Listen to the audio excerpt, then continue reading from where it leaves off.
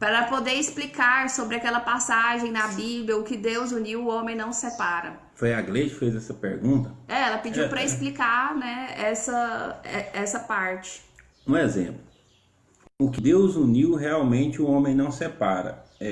A única coisa que une as pessoas que eu falei na última live foi o quê?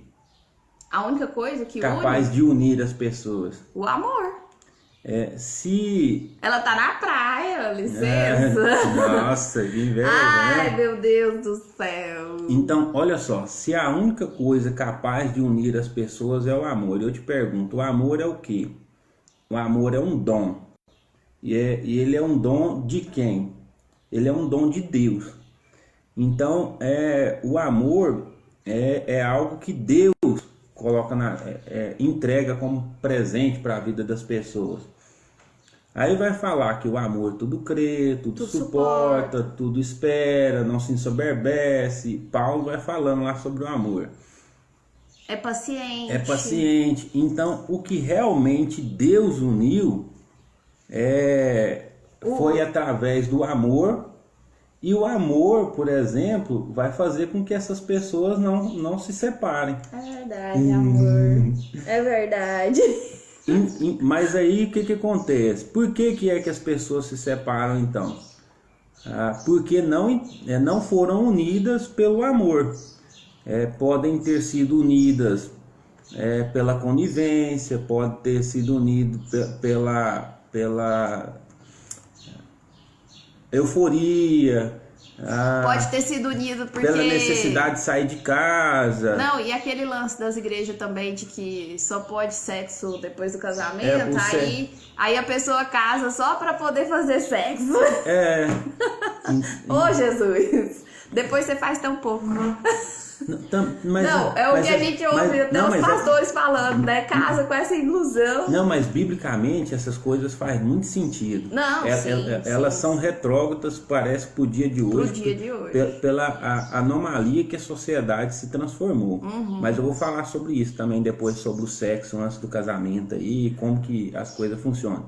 Mas voltando aqui, o que eu tava falando, o que sobre Deus... o amor. É que a única coisa capaz de unir as pessoas é o amor. E o amor é um dom divino. E realmente o que Deus uniu através do amor, as pessoas não vão se separar. Porque o amor tudo crê, tudo espera, não se soberbece, blá, blá, blá, blá, blá, blá, blá. É uma lista enorme lá quando Paulo vai falar em Coríntios lá sobre o amor. Coríntios 13. Só que existem pessoas que estão unidas que não foram por causa do amor. Foram por outros motivos que Bom dia, Andréia. Foram por outros motivos que elas se uniram. Hoje você não chamou o seu pessoal. Eu esqueci de chamar. Depois chama aqui, ó. Depois chama aqui. Enquanto você vai falando, deixa foi por outros motivos que essas pessoas foram unidas. Pode acontecer, quando a gente fala sobre amor, por exemplo, casamento é uma aliança trina, né? Entre o homem, a mulher e Deus. E essa aliança, quando é que ela acontece? Quando existe amor das três partes em comum. Por exemplo, pode ser que para um seja amor, para o outro não foi amor. Para Deus sempre será amor, para um é amor e para o outro não é amor. Por quanto tempo isso vai durar? Pode acontecer, por exemplo, disso durar 2 anos. Pode acontecer disso durar 3 anos, até a outra pessoa cair a ficha que o que existe nela não é amor. Que era paixão, era desejo, atração, e enfim, um monte de coisa que ela não suporta, ela não tem paciência, ela se ensoberbece, blá blá blá blá blá blá blá. O que vai acontecer? Aquela outra pessoa que não tem amor, ela vai sepultar o amor do outro vivo. Aquilo vai acabar e quando, por exemplo, uma parte não tem mais vontade, não tem jeito desse negócio ir para frente. Aí você vai olhar, Paulo vai falar sobre as recomendações lá também, lá sobre o casamento, sobre essa ideia do segundo casamento. A Gleide falou, agora foi o segredo da coisa, quando só um ama. Isso. Não vai dar certo mesmo. Um vai sepultar o outro, né, Clay? Gleide, estou aqui travando a língua. Eu acredito que, por exemplo, o outro que não tem amor vai sepultar o amor do outro vivo. E não tem como um relacionamento prevalecer só com o amor de um lado. Só que aí quando Paulo também ele faz menção sobre isso. Que quando a pessoa ela ama, o amor dela, ela vai contaminar, contagiar a outra pessoa. Só que quanto tempo isso não vai demorar para isso poder acontecer? Como você sabe se essa pessoa vai se converter ou não? Porque só é possível ter amor se a pessoa fizer parte da aliança com Deus. Porque se o amor é um dom de Deus...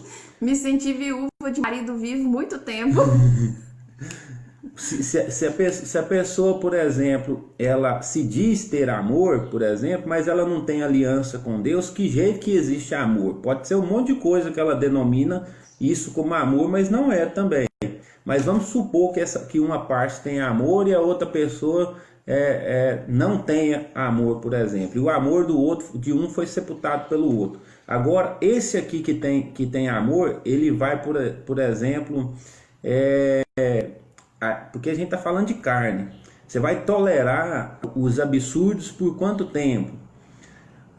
Mesmo falando que o amor não se ensoberbece, o amor tem paciência, o amor tudo crê, tudo espera. Por quanto tempo, por exemplo, a pessoa vai viver só no espírito? Porque isso a gente está falando. Quando a gente está falando de amor, a gente não está falando de sentimento, a gente está falando de algo divino. Então essa pessoa tem que viver no espírito. E de decisão, né? É uma decisão. Sim. Aí você pensa que, por exemplo, nós somos carnais, falhos demais. Então a gente vai suportando, tolerando. Chega um determinado momento que essa panela da tampa de pressão vai estourar da outra parte que não está correspondendo. Porque aí o amor já está vivendo um inferno. Né? O amor só vai, o amor não volta. Porque como o Paulo falando, como você sabe se essa pessoa vai se converter ou não? Como que você sabe quanto tempo vai demorar para essa pessoa se converter ou não? Mas ele também enfatiza que se você tem amor, isso vai contagiar outra pessoa. Ela falou que lutou por 30 anos, tá bom? Pois é, eu acho que Me dá o café. Foi até demais, né? Foi até demais. A panela de pressão demorou demais para explodir nessa história. Ela foi muito paciente, viveu muito no espírito, mas só as pessoas que estão convivendo mesmo para poder entender o grau de complexibilidade que elas estão convivendo ali. A pessoa abre mão de muitas coisas na vida dela, não, né, amor? Nem Deus. Na verdade, Deus não quer isso para sua vida, né? No sentido de vocês dois ficarem vivendo mal com base nessa ideia da aliança que de fato ela não existe. Porque Deus viu lá no início, por exemplo, que a gente falou dessa aliança trina, por exemplo, Deus viu lá no início que tinha amor, por exemplo, de um e que não tinha amor de outro. Então o que Deus uniu, o homem não separa, mas o que Deus uniu foi a respeito do amor. Então se não tinha amor, como que isso foi unido? Então não houve união. Ela disse que ele desistiu, ela não desistiu, mas assim, não tem como dar certo, porque é uma aliança trina, né? É você, a pessoa e Deus. E aí se uma pessoa não tá na mesma vibe, não tá no mesmo sentimento, não tá disposta a suportar as mesmas coisas, não tá existe, disposta né? a passar, não tá disposta a passar as barras junto. A ideia da aliança, pra gente entender na nossa vida real, é como se fosse um contrato mesmo. E se uma das partes não está cumprindo o contrato, você reincide o contrato. A aliança tem essa mesma ideia dos direitos e obrigações. Existem os princípios e os valores a serem respeitados para que aquela aliança permaneça, né? Em Deus, na verdade, a aliança de Deus ela é eterna, mas Ele não quer que você viva algo eterno que já não existe mais no eterno. Eita, nós! O casamento é algo muito sério que eu vejo em Gleide, que... Não só Gleide, porque senão não. o povo vai falar, a live é só da Gleide. Não. Tô enchendo o saco, Gleide. A galera inteira aí. O povo entende, é porque essa pergunta em específico era dela. Se vocês tiverem aí as perguntas, podem ir mandando também. Como as pessoas recrutam muito mal e ele é muito sério, eu vejo que as pessoas não estão preparadas para responsabilidades que elas tentam assumir sobre uma maturidade que ela não tem capacidade de naquele exato momento.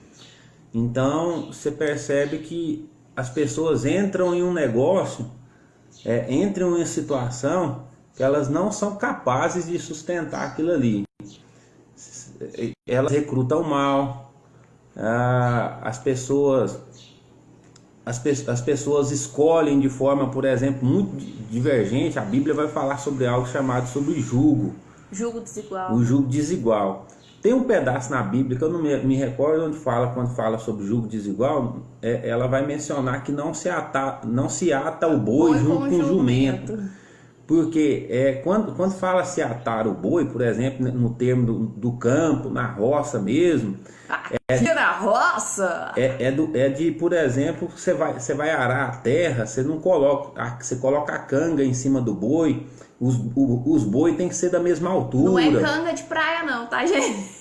Os boi tem que ser da mesma altura, com a mesma força, porque eles vão trabalhar unidos, juntos, porque senão um vai fazer força desproporcional e o outro vai sofrer mais e o outro vai sofrer. Um puxa o outro, né? Aí quando você fala, por exemplo, atar o boi com o jumento, a gente está falando de alguém que está numa altura, numa força, com energias de assimilação totalmente diferentes um do outro.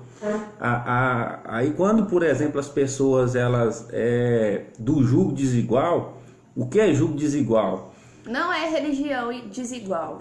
Não é só religião desigual. Porque igual, quando monte eu e o Leandro se conheceu, eu era católico, ele era evangélico, mas ele tinha essa visão da minha nobreza, né, amor, em Deus. Porque eu não olhei para a religião dela. Eu olhei para dentro dela. Eu só questionei porque assim, a gente percebe que dentro das igrejas tem muito essa ideia do julgo desigual ser só em termos de religião. Porque tenta minimizar a situação de tal forma para poder tentar fazer as pessoas não errarem. Mas porque isso é apenas um dos julgos que pode ser desigual. Já pensou como seria se não houvesse maturidade da sua parte e nem maturidade da minha parte? Por exemplo, se os dois batessem o pé, não, no domingo eu vou para o culto, no domingo ela vai para a missa, ou no domingo um vai para a missa, no outro domingo o outro vai rezar o terço. Vai rezar o terço, o outro vai para, sei lá. E se fosse de religiões diferentes, entrou aí. Se fosse de religiões diferentes, por exemplo, acaba que um vai para o espiritismo, o centro espírita. O pastor Cláudio até falou assim, ó, um leva pingo, o outro leva galinha, se for do centro de macumba. Então os dois fazem o despacho junto. Então, por exemplo, assim, justamente a respeito do julgo desigual, isso é só um exemplo, mas existe julgo desigual intelectual, por exemplo... Cultural, a Gleide falou ali, ó. Cultural, o julgo desigual, por exemplo, o outro está num grau filosófico de assimilação da vida, de enxergar o mundo totalmente muito diferente do outro lá. Não é que eu vejo que é só uma falta de informação. As pessoas são todas iguais, ao meu ver. A única coisa que diverge o pobre do rico, o inteligente do não inteligente, é tudo falta de informação. E o que acontece? Isso é um julgo que separa muitas pessoas. Então tem um julgo intelectual, tem um julgo financeiro. Por exemplo, um já conquistou um certo status financeiro, o outro não conquistou um certo status financeiro, um está um certo grau profissional, a profissão do outro está totalmente diferente. Então você percebe assim, vai juntando um desbalancear. Nesse caso, né, amor? Não, mas eu tô pensando, nesse caso o julgo tá meio desigual. Não vejo assim, porque eu vejo você uma mulher totalmente independente. Você tem sua profissão, você tem sua capacidade intelectual, uma mulher muito inteligente, mas na fé muito avançada, Hoje, por exemplo, amadureceu muito nesses últimos tempos, mas você percebe assim que nosso jugo existia, mas ele era foram minimizados, não tinha tantas discrepâncias. Não é um jumento, pode ser até um boizinho mais fraco, mas era boi com boi mesmo. Olha um jugo desigual que existia entre a gente aqui. Eu vim de um casamento que eu sou viúvo. Ela, por exemplo, já veio. Nunca veio de casamento nunca nenhum. Passou por um casamento. Isso acaba trazendo sobre mim, querendo ou não, uma responsabilidade um pouco maior por ter passado pela experiência. E dela, por exemplo, ela nunca tinha passado pela experiência do casamento. E já aconteceu até de eu comentar sobre isso, falar assim, não, mas eu comecei um casamento hoje, eu não tenho culpa se você já foi casado 8 anos, 7? 7 anos casado. Então, assim, isso era um jugo desigual. Era um jugo. Mas que, por exemplo, eu quis arriscar a consequência dele.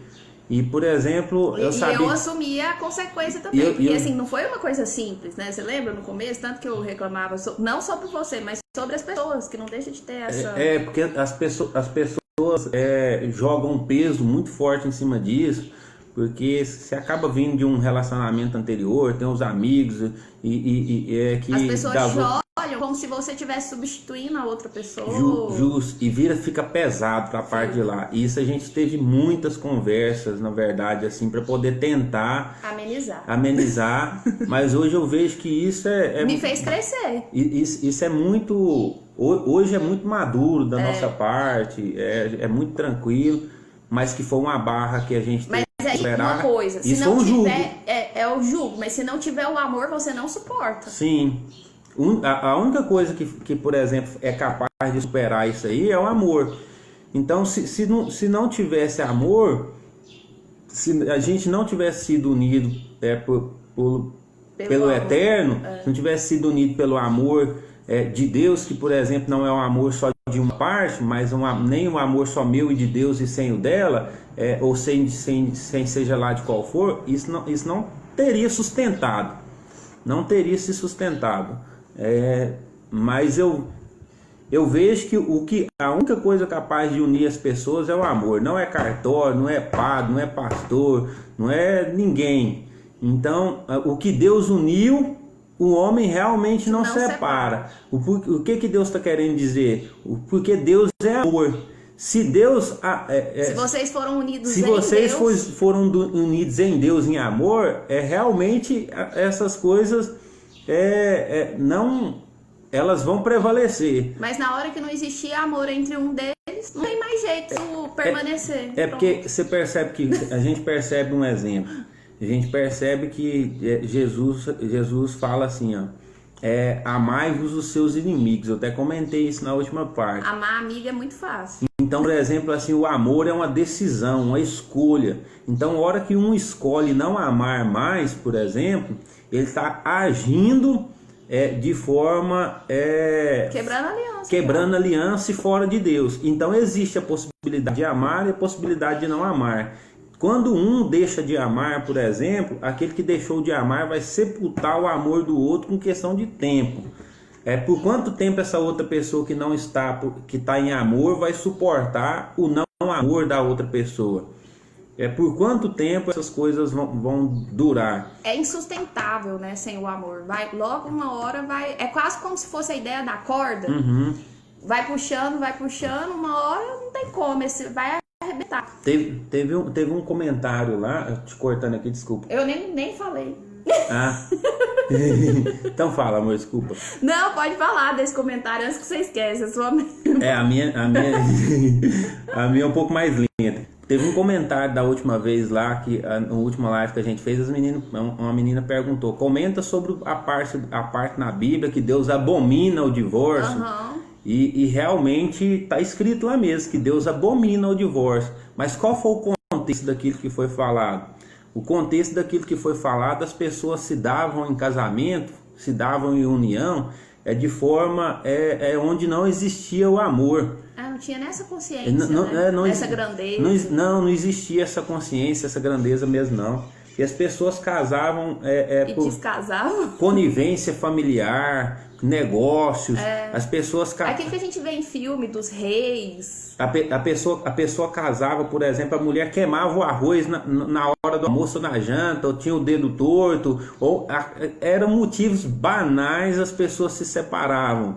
Então, assim, você percebe que o contexto daquilo que foi dito foi justamente para que Deus abomina o divórcio, para as pessoas não se casarem sem amor, porque para elas terem mais consciência antes delas se darem em casamento, sem essa consciência do amor, porque a única coisa que ia ser capaz de unir elas era o amor. Mas aí, por exemplo, era uma lei, né? Era a lei para fazer com que essas pessoas não banalizassem a situação. Da mesma forma com que se existe uma lei de não matarás. Porque senão você ia achar normal matar uma pessoa. Não mata, tá aí, e mata. O divórcio até pouco tempo ele era considerado crime. O divórcio não, o adultério na legislação penal. Mas aí agora já não é mais. E o tanto que o trem tem banalizado. A lei ainda existe com a lei existe com essa ideia, né, de amenizar aquilo que está acontecendo muito. E na Bíblia foi a mesma ideia. A coisa estava ficando tão desnorteada que veio e se criou uma lei naquele contexto. Quando a gente fala na Bíblia, por exemplo, ela vai falar sobre a lei moral, a lei civil, a lei cerimonial. Quais eram as leis morais, as leis civis e as leis cerimoniais? Isso é algo muito importante, interessante. Gente, que vira e mexe, ele me explica e eu ainda esqueço, então presta atenção. A lei civil é a Constituição. É a mesma coisa da gente pensar na legislação de hoje. Só que isso tudo era tudo muito misturado, com a lei moral, a lei civil, a lei cerimonial, era tudo muito misturado. Está relacionado à sociedade, à civilização. Isso. E a lei cerimonial? A lei cerimonial estava relacionada com as coisas do templo, as formas das cerimônias religiosas, e um monte. Ela é mais. Tudo complexo. Mais formal. Isso, mas era um negócio que já estava instituído pela cultura e a forma com que já estava pré-determinado como se fazer um culto, por exemplo, como se cantava. Então as leis cerimoniais estavam com isso. E a lei moral? A lei moral é os 10 mandamentos de Deus, que Deus entregou. Aí você percebe aonde é que está o amor. O amor está inserido lá na lei moral. Moral tá relacionado com o contexto social, onde a maioria se institui para a maioria. Por isso que de moral vem de maioria. A lei de Deus era os 10 mandamentos. Você vai ouvir lá que é não matar, não roubar, não adulterar. Alguém falou aqui, ó. Não podemos esquecer que aos olhos do Eterno o adultério é pecado. Amar a Deus sobre todas as coisas, é o teu próximo como Deus os amou. Você percebe que isso foi simplificado, a lei moral dos 10 mandamentos. Ela foi simplificada para poder tornar-se mais simples ainda, para as pessoas não esquecerem pela fala de Jesus. Que ele simplesmente resume: amar a Deus sobre todas as coisas e ao teu próximo como Deus os amou. Então você percebe que isso foi reduzido lá dos 10, porque quem ama a Deus todas as coisas e ao teu próximo como Deus os amou, você não vai matar, você não vai adorar, você não vai adorar ídolos, e por aí vai. Você simplesmente vai cumprir isso aí. Por isso que você vai ver a palavra falando que ela escreveu a lei de Deus no coração do homem. Está implícito no DNA divino. E tá mesmo, porque você tem uma noção já do que é o certo, do que é o errado. O cara nasce sabendo que não pode matar. Cara. Existe essa inclinação já do seu corpo pro bem e pro mal, mas você tem consciência assim do que é o certo. Pela convivência moral da maioria da sociedade, se você convive num contexto onde a maioria das pessoas cumprem aquelas coisas, e isso naturalmente cresce no ser humano. Então o que eu estou querendo dizer a respeito lá é que o amor está inserido na lei moral. Amar a Deus sobre todas as coisas e o teu próximo como Deus os amou. Então ele está implícito na lei moral. E isso é um mandamento. Você percebe que isso é um mandamento. E isso não é um sentimento, então é uma escolha, isso é uma decisão. Então quando você decide fazer uma aliança com alguém, lá quando eu estava falando no contexto da separação, dos divórcios, que as coisas aconteciam de forma muito banal, estava querendo dizer para as pessoas não se darem em casamento sem amar, pelo compromisso, falar assim: eu vou amar, porque eu decidi amar. Eu decidi o quê? Eu decidi suportar, eu decidi ter paciência, eu decidi respeitar, eu decidi não me ensoberber. Então as pessoas se davam em casamento sem esse tipo de concepção, sem esse tipo de entendimento do que é o amor. Mas por isso que a única coisa que une as pessoas é o amor. Aí Jesus fala assim: para você amar seu inimigo. Então isso é uma escolha. Você ama quem você escolhe amar. Então, se você escolheu bem, eu vejo, se você escolheu bem a pessoa com quem você vai conviver, por exemplo, a diferença dos julgos, a probabilidade do erro, você amenizou ela, e as outras coisas você olhou se você é capaz de suportar, pôs na balança. Então tudo isso vai influenciar no amor. Só um parênteses, igual ele falou da questão do inimigo. É porque a gente tem uma concepção equivocada de que amor é afeto. Você vai amar a pessoa, é decisão. Você vai ver que em Coríntios 13 fala sobre ter paciência, qualquer outras coisas. Benigno. Você vai ver que todas essas coisas, na verdade, não são sentimentos. São decisões, são compromissos que você acaba tendo com aquela outra pessoa. Então, quando você ama o seu inimigo, não é no sentido afetuoso, é no sentido de decisão de perdoar aquela pessoa, de liberar aquela pessoa, de não carregar aquela pessoa no seu coração. Aí, o afeto que existe, o afeto já existe nessa convivência de amor. Não é que você vai ter que conviver com o seu inimigo, mas você também não vai carregar ele no seu coração. Porque senão você vai acabar convivendo com ele, mas como peso. Olha um ato de amor, que vai falar assim: quando alguém bate na sua face, você pega e dá outra. Isso é seu inimigo que está batendo na sua face, para você dar outra, para você não responder à mesma altura, por exemplo. Isso é um ato de amor da sua parte, mesmo não vindo amor do lado de lá. Mas o que isso acontece? Essa agressão, ela te fere. E ela não é uma ferida só física, mas é uma ferida interna, moral. Mas isso quebra a outra parte quando você, por exemplo, dá a outra face. Mas isso quer dizer que a outra pessoa não está te amando. Isso quer dizer que você não precisa conviver com seu inimigo. Você, por exemplo, pode amar essa pessoa à distância, porque você não vai amar alguém, você não vai conviver, por exemplo, com alguém que está te espancando. Você não vai conviver com alguém que está, por exemplo, te maltratando. Você não precisa de ficar nessa energia, se prendendo a pessoas desse tipo. Então isso quer dizer que se a outra parte não está amando mais, ela vai passar a te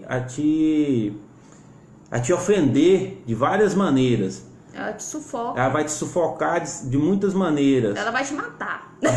Ela vai sufocar, ela vai sufocando e minando o seu amor aos poucos. Até, por exemplo, a carne sobressair o espírito. Então é onde chega o exemplo, onde a panela de pressão estoura e não tem como conviver mais. Então a única coisa capaz de unir as pessoas não é o cartório, não é o padre, não é o pastor, mas é o amor. Deixa eu até fazer um exemplo. Um adendo aqui. A gente aprendeu numa live do Pablo, que ele citou como exemplo, que se a pessoa estiver sofrendo uma violência, ela deve chamar os homens da família daquele homem, por exemplo, a maioria das vezes é o homem, né? Chamar os homens da família daquele homem, colocar ele numa sala e falar assim: olha, tá acontecendo isso e isso, E aí vocês, fala se vocês vão continuar deixando que isso aconteça comigo. E deixar aquele homem lá. Aí eu fui e falei assim pro Leandro, tá certo isso? Se a pessoa tá num relacionamento que o homem já é agressivo, por conta do amor, da suposta aliança que existe entre esse casal, eles devem permanecer juntos? Ele disse que não, porque se chega ao ponto de uma pessoa te violentar, se chega ao ponto de uma pessoa te trair, isso é amor? Já não existe mais amor. Então as pessoas acabam que estão unidas por uma decisão de não amar mais.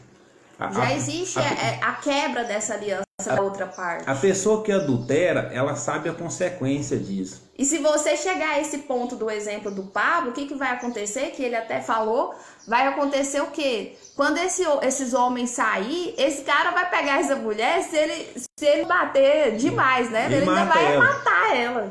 Aí eu te pergunto... Não vai nisso tudo, né? Vê se essa coisa, por exemplo, isso que ele acabou de falar, que ele falou, faz sentido biblicamente, faz sentido com as palavras de Jesus. Por exemplo, se a mulher tá apanhando, e de repente chama um monte de homem, leva esse homem para um quarto, vai lá e dá uma surra nele. Eu te pergunto, a Bíblia falou para você dar outra face? Ou ela falou para você espancar com a outra face do outro? Então, assim, você percebe que já não existe amor, mas você não precisa conviver com aquele não amor, mas você não precisa ser o inimigo dessa outra pessoa. Você simplesmente ama aquela pessoa, mas à distância. Uhum. Mas você percebe que o casamento em si já acabou. Tem muita decisão, até uma vez eu ouvi você falar isso. A decisão de não estar junto também é uma decisão de amor. Porque senão vocês vão acabar se matando. Uma vez você me falou algo nesse sentido. Você já percebe que está insuportável, que está insustentável. E o ato de um decidir que não dá certo mais estar junto é a melhor decisão. Se os dois conseguirem essa visão, se os dois conseguirem parar para poder ter uma conversa, porque quando maior dificuldade. Eu costumo utilizar isso para a gente poder falar, que a primeira coisa que é quebrada num casal é a capacidade de dialogar. Que eu quase não deixo, gente. O dia que acaba essa possibilidade das pessoas sentarem, conversarem, por exemplo, é a primeira coisa que o inimigo tira do casal, porque é assim que eles se separam. Então eles acabam com a possibilidade de decidir, de resolver alguma coisa. A comunicação acabou. Então aquilo vai virando uma semente, que aquilo vai virando... E mais um adendo, amor. Que essa semana a gente tá aprendendo sobre a comunicação lá no MID, né? Nos 12K lá. E o que acontece? Uma das coisas que o Pablo disse, ele fala umas coisas às vezes erradas, como esse exemplo anterior, mas ele disse algo que realmente faz sentido. O fato da gente não saber se comunicar é o que ferra com casamento, é o que ferra com criação de filhos, é o que ferra com negócios.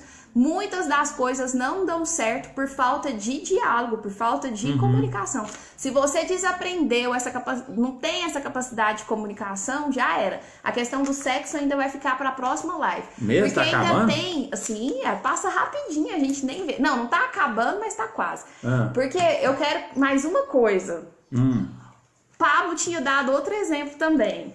Que, por exemplo... Quando, deixa eu saber como que eu vou me explicar aqui.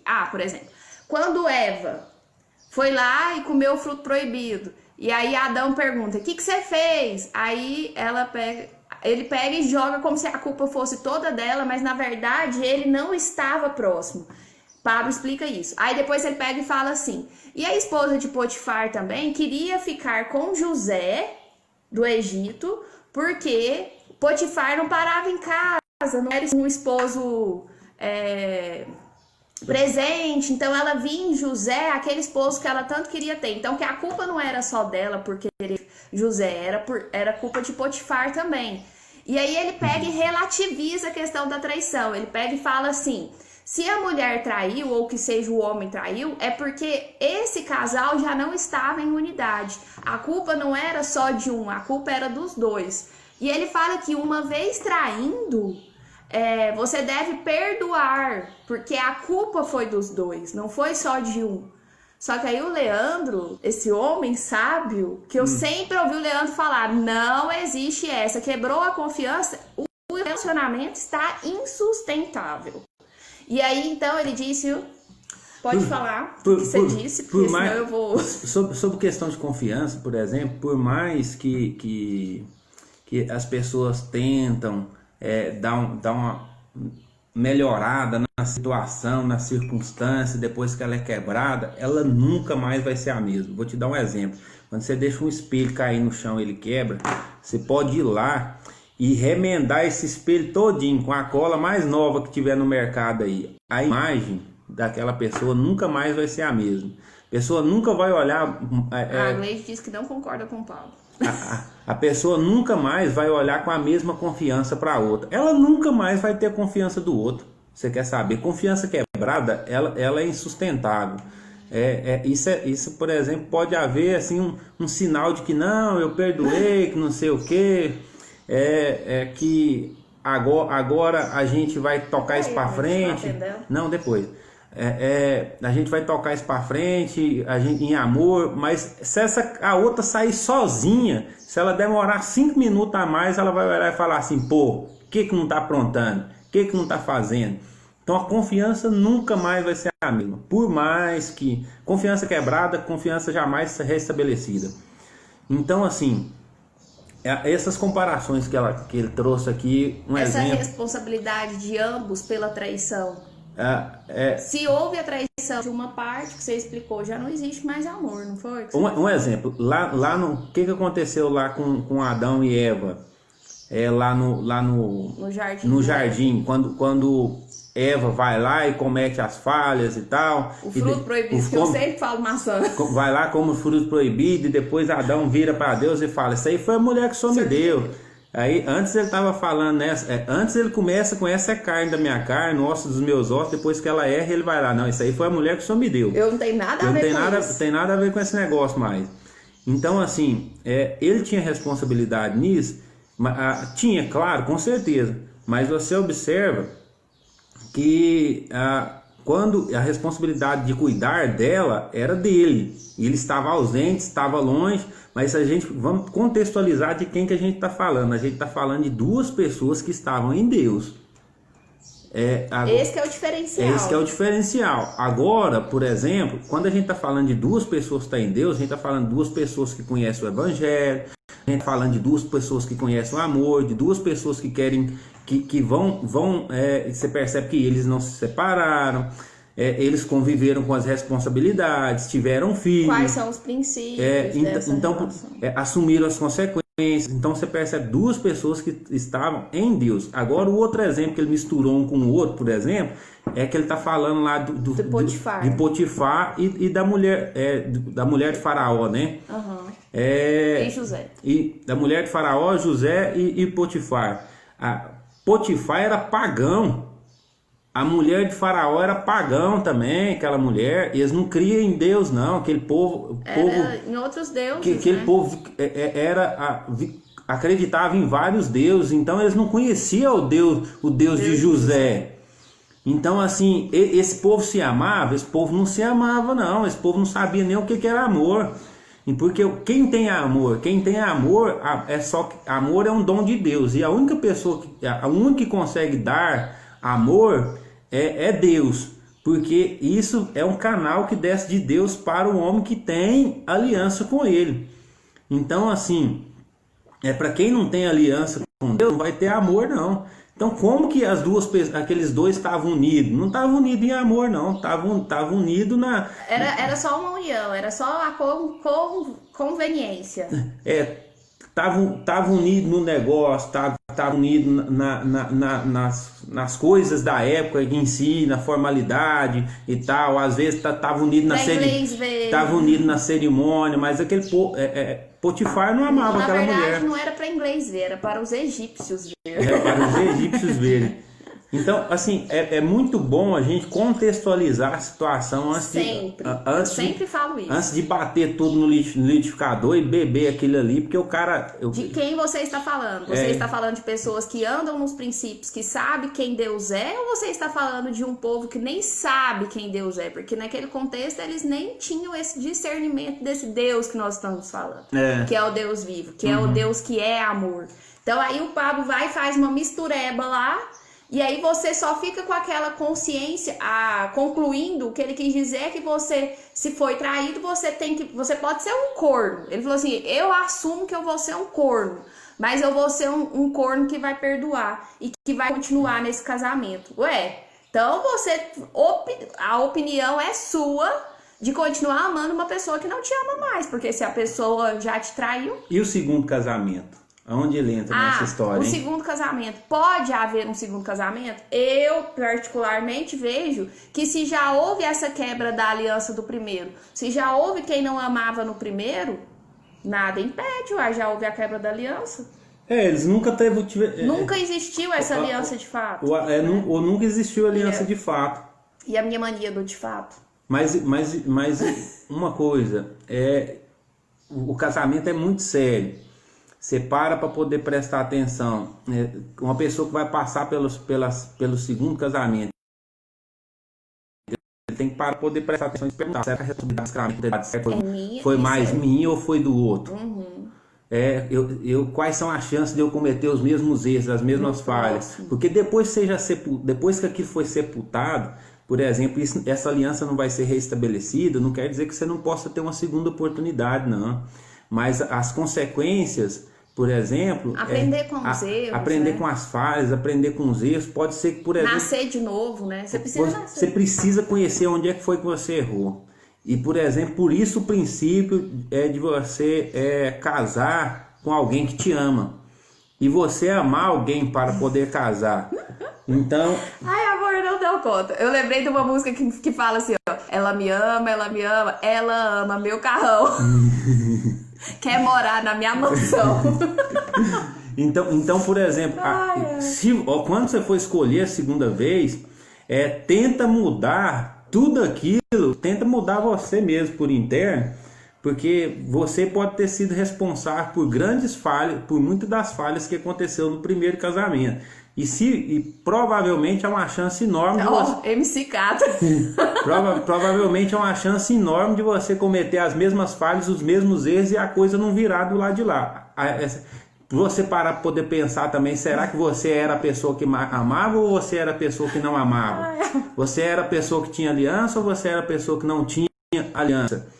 Então, se você acaba, por exemplo, colocando uma outra pessoa dentro de um passando ilusões, falsas esperanças, nas quais você tem convicção de que você não é capaz de sustentar. Por isso que quando a pessoa vai escolher, agora você tem uma responsabilidade enorme de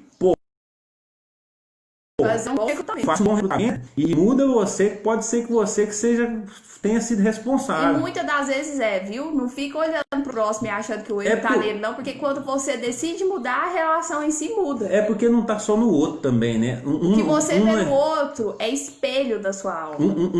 Nossa! Um não errou sozinho. Às vezes um vai ter mais responsabilidade que o outro, provavelmente sim, mas ninguém está ileso nessa história não. Então assim, aonde eram suas falhas, você precisa corrigir todas elas, tentar o mais possível antes de se dar um novo casamento e iludir uma outra pessoa de tal forma que você não vai amar essa pessoa e essa pessoa não vai te amar. A pessoa corre o risco de se dar em casamento sem amor e vai acontecer a mesma merda. Depois de um divórcio de 5 anos, vocês acham que ainda pode ter uma volta? Será que isso daria certo se as duas pessoas estiverem dispostas a restaurar isso? Quais foram os motivos? Eu te pergunto, você está disposta a confiar numa pessoa que te traiu? Por exemplo, né? A gente não sabe. Você está disposto a acreditar em uma pessoa que te espancava, que agora vai falar para você que não vai te espancar mais? Agora, se os motivos foram questões de convivência, né, amor? Tipo, intolerância porque a toalha tá ali em cima do sofá, alguma coisa assim. Minha toalha tá em cima do sofá e ela tava falando aqui. Um exemplo, você disposta a se dar nesse mesmo casamento novamente, às vezes, porque o casamento não aconteceu. Vamos pensar que se separou. O casamento vai acontecer agora, então. De novo. É uma nova aliança. Não teve a primeira. Não teve a primeira. Não teve amor. Não deu certo. Não teve Foi amor. traição. Ela falou. Não teve amor. Você vai confiar nesse espelho quebrado? Quando ele sair, por exemplo, demorar a chegar, você vai pensar o quê? Vira o inferno. Então, assim, a pessoa cometeu o erro uma vez, sem conhecimento é uma coisa. Agora ela entrar na mesma furada, esses são os meus olhos, viu? Que fique bem claro. Ela entrar na mesma furada, com todo o conhecimento de toda a situação, Mas agora, por exemplo, eu lembrei daquele caso da minha família, que os dois não eram nascidos de novo, eles converteram, teve todo esse processo de conversão, já tinha filhos, aí as duas pessoas não sabiam dessa aliança em Deus, agora resolveram restabelecer o casamento em Deus. Depois que eles nasceram de novo. Então, aí sim. Depois que os dois entenderam o que era amor, o que era casamento, o que era união. Então, assim... Agora vai ter um casamento, porque antes não tinha. Então, você percebe que uma pessoa que nasce de novo, ela é alterada. Ela é transformada. De tal forma que a outra pessoa passa... eu nem reconheço aquela pessoa. Realmente converteu, e você vai saber se a pessoa realmente converteu pelos frutos que ela dá, porque às vezes a pessoa fala que mudou, justamente, mas é só uma aparente mudança. Você olha, ela continua a mesma pessoa, ela tá só falando da boca pra fora que converteu. É muito sério. Essa pessoa em específico, ela bebia, ela estava assim, ela era uma pessoa bem desregrada. E no que ela nasceu de novo, ela mudou totalmente esse comportamento. Irreconhecível. Então, assim, quando há de fato essa conversão, a possibilidade, e ainda é uma possibilidade, né, amor? Porque não dá pra falar que é certeza que vai dar certo. Porque igual, por exemplo, quem nasce de novo no Evangelho, quem nasce de novo em Cristo Jesus, é justamente enterrar aquela pessoa anterior que existia, e surge-se uma nova pessoa, só que essa pessoa está em fase de formação, ela está em processo de crescimento. Então ela é um bebê que vai sendo alimentada na fé até ela crescer e ter uma maturidade, por exemplo, no Espírito Santo. Isso não é rápido. Vale a pena? Eu acho que eles ficaram separados quase 10 anos depois de convertidos para ter essa posição de voltar e dar certo. E dá certo. E eu pergunto, você é uma pessoa que nasceu de novo? Outra pessoa também. Ela tem que fazer essa pergunta para si mesmo. Você é uma pessoa que nasceu de novo ou você é a mesma pessoa anterior que estava no relacionamento? Então é o que eu estava falando. A responsabilidade de um casamento é muito grande para as pessoas tomar as decisões dessa união. Sem a convicção, complexo. Sem a convicção do que ela realmente é. Mas E se não for pra amar, gente, é melhor que não se case. Isso. Porque não vai ficar casado. Não vai. Já casou, né? Se não tiver amor, não vai durar muito tempo. Esse negócio essa panela vai virar, essa panela de pressão vai explodir. Os dois.